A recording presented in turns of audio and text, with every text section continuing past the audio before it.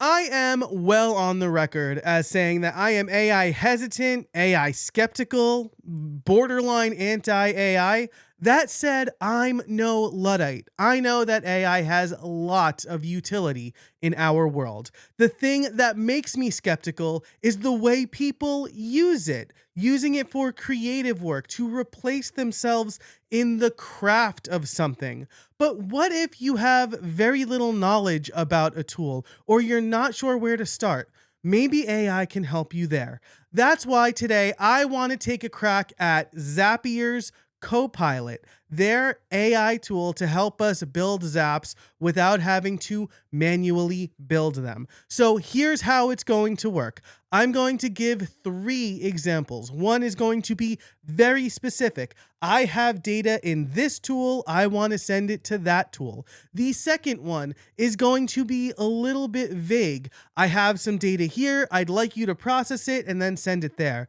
And then the third example is going to be completely conceptual. It might even be tool agnostic. I will grade each of these on how well the automation is built and how much I have to intervene in making something work, if I can make it work, and then we'll give it an overall grade at the end. Let's get into it. All right, so I got Zapier here. They make Copilot front and center. So the first example I'm going to do is I have a tally form. When someone fills it out, I'd like to have the information sent to a Google Sheet. Now, something I should mention here is I don't use tally forms, and I also don't really use Google Sheets, but these are 2 common tools that everyone uses. Actually, this is a question a client asked me about.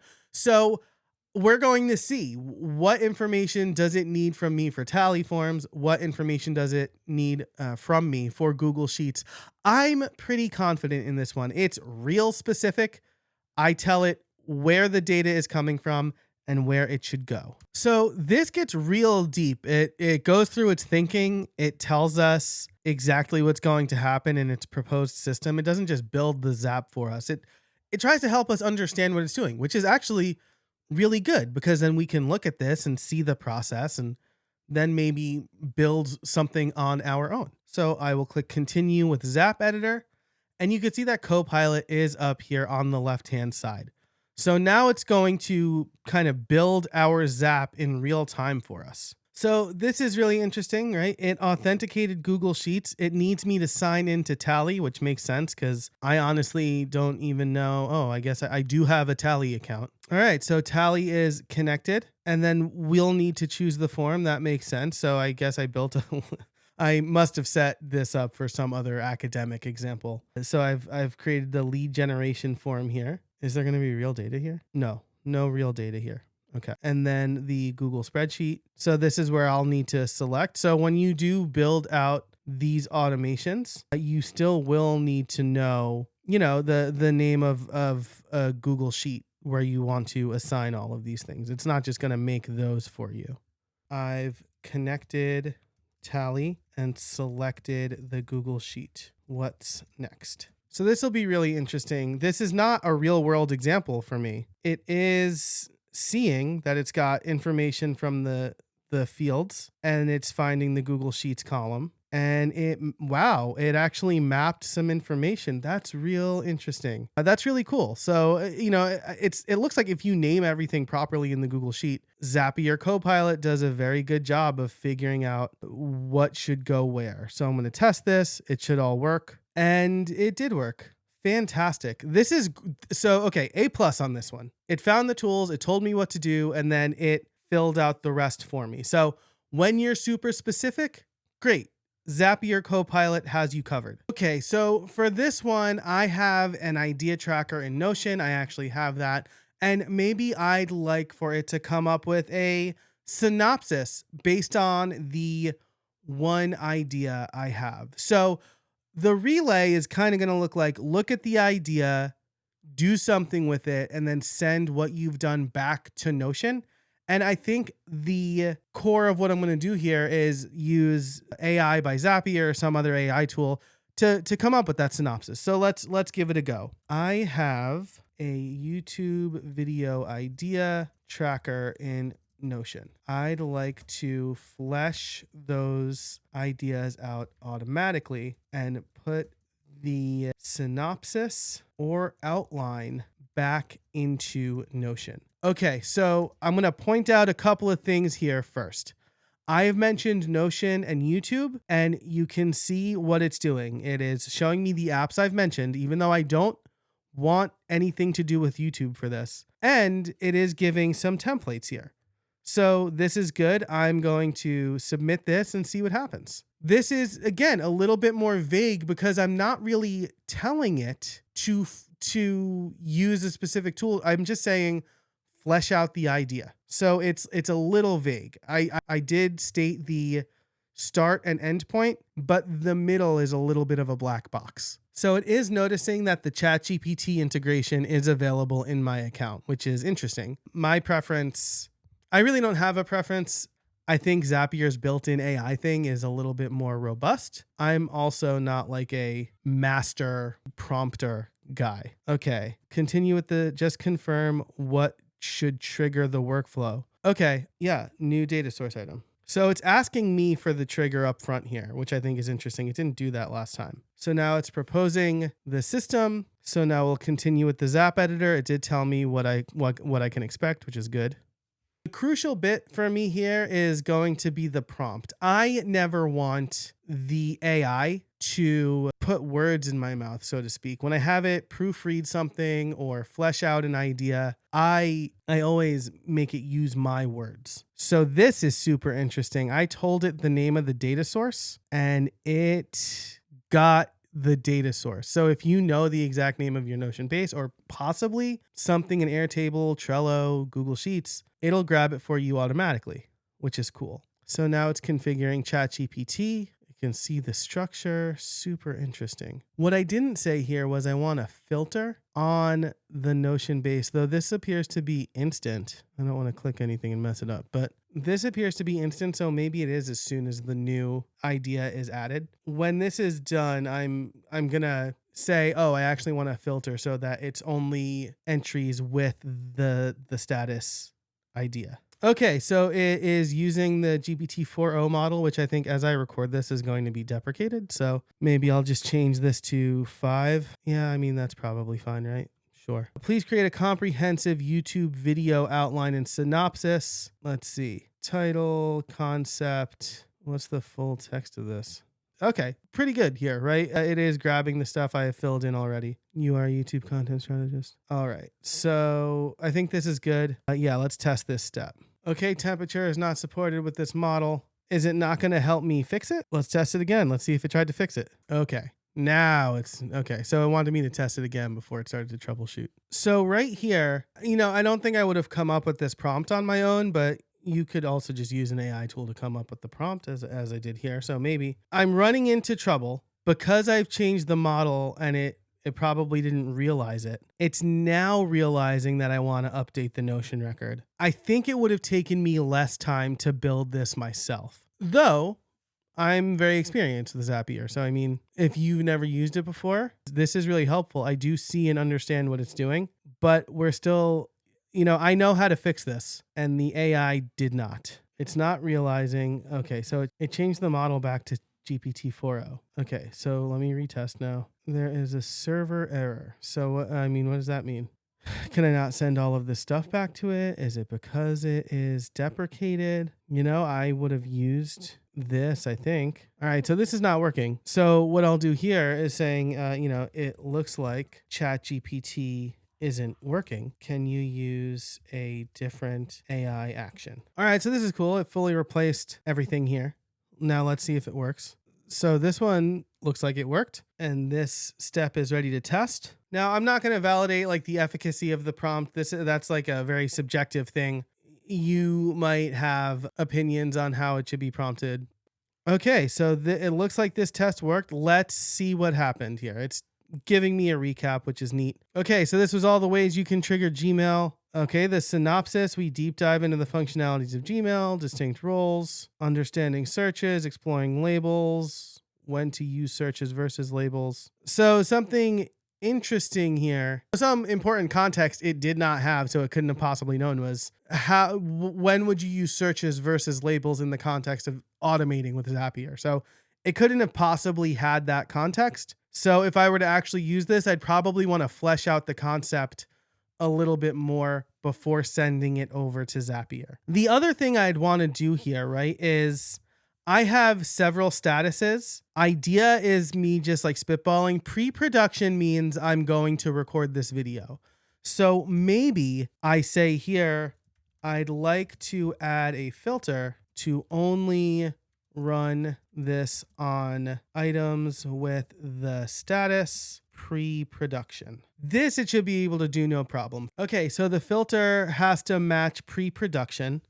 Let's see if that filter is accurate to the way I've written it. Great, it is. Well done, Zapier. And so it did test and it knows that it would not have continued. So this is really good. I'm going to turn this one on. I would give this a solid B plus, maybe a B. I'd give it a solid B, borderline B plus.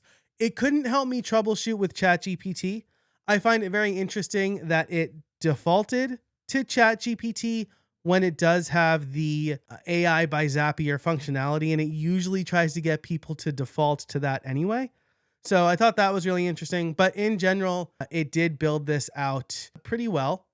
It created the prompt, which is my least favorite thing, and it understood the makeup and structure of Notion, and it was able to add, the extra things, the extra utilities and filters pretty easily. So I think that's good. Would I have been able to build that faster myself? I'm not sure, because I probably would have defaulted to ChatGPT because that's just the one I've been using. And I don't know that I would have wanted to troubleshoot that. So I'm giving it a solid B, borderline B plus. Okay, now the last one here is going to be the most vague. I've often used an example of, a big process that you can automate because you don't do it very often. And that example is when a client accepts a contract or gets accepted, send them an invoice and send them a contract. So what I'm going to do here is say, I'd like to create a process where when a client accepts my proposal, I send them a contract and an invoice. Once the invoice is paid, now this is going to be multiple Zaps.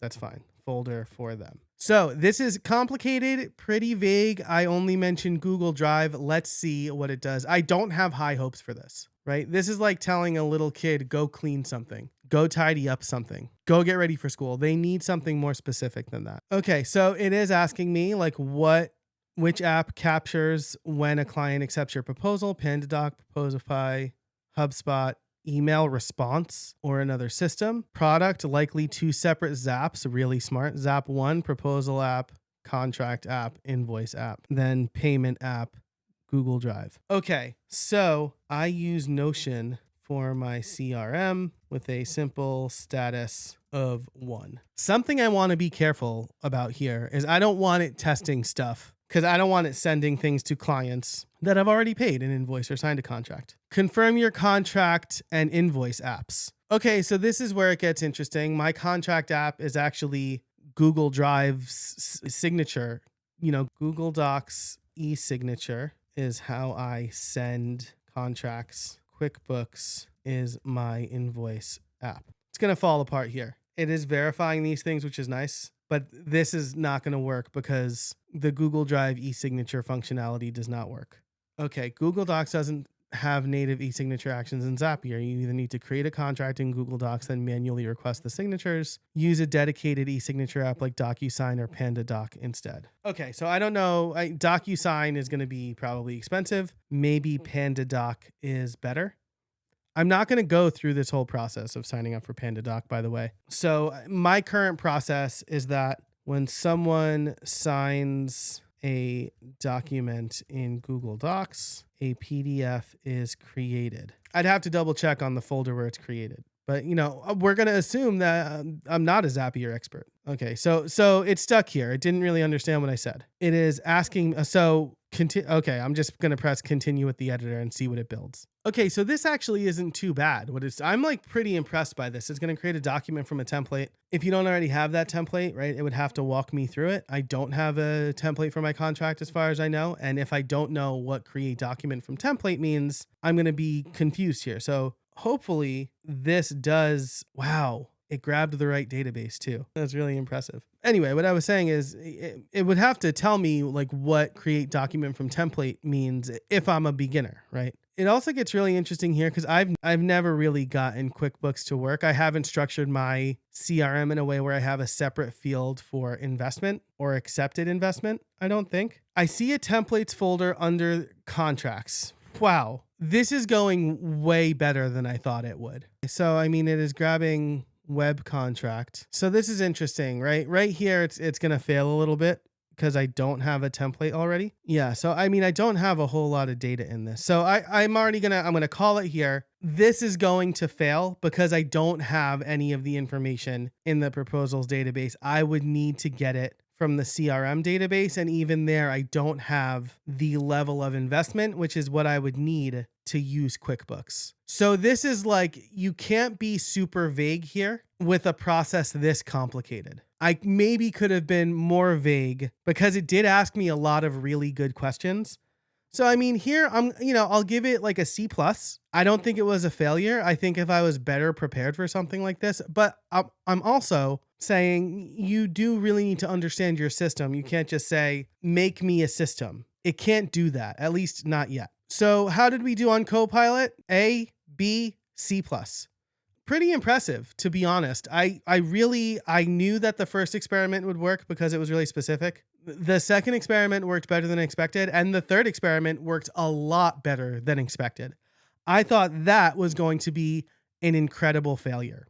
So overall, I think if you have an idea of the tools you're using and you know that you have the information in place in those tools, Zapier Copilot could be a great way for you to save some time where you're not hunting and looking for triggers and manually connecting accounts. I know I'm going to use it a bit more because when I haven't been using it, I've just been building out the automations myself. So I think it's really good there. It is not good if you don't know what you're doing and you're just saying, I need a system that does this, because it's going to make a lot of assumptions and it's probably going to find, like it did here, a lot of false positives. But all in all, it's a great tool. It's not going to teach you how to automate. It might not even give you an understanding of how to automate. But if you are building Zapier automations, it'll save you time. And you know what?